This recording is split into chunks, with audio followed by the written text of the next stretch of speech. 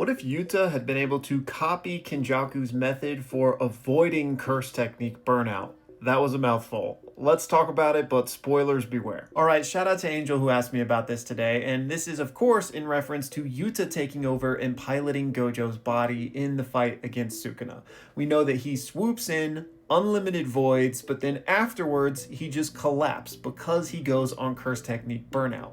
And unlike Kenjaku, Yuta does not have the sophistication of barrier techniques, perhaps barrier techniques even within his own brain, in order to segregate his different curse techniques to prevent one burnout from putting him on all burnout. Again, we know that Kenjaku, after using his domain expansion, doesn't collapse. He's able to maintain the body swap technique. So what if Yuta had been able to learn that sophistication either by going through Kenjaku's memories or having more practice or whatever the case, right?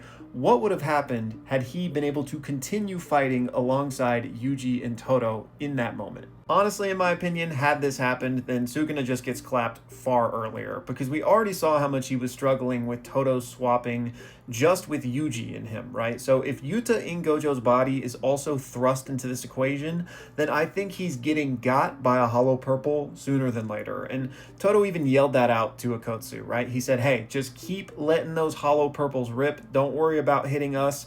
I will make sure we're safe with the swaps. And I believe him. So I think that just would have been too much chaos for Sukuna to deal with, and he would eventually have slipped up and gotten got. So I think in that sequence of events, Yuji probably just doesn't open his domain, which would have been lame. I'm glad we got to see that, right? But one of the things Angel brought up was, might Yuji not open the domain for risk of hurting Yuta in Gojo's body? Because he probably doesn't have the sophistication of barrier techniques to exclude Yuta the same way that Yuta can exclude him, right? So I do agree with that, but again, in this sequence of events, I just don't think Yuji needs to open the domain. Also, Angel mentioned, like, what if Yuta in Gojo's body got trapped in the Jacob's Ladder the same way Yuji and Todo did?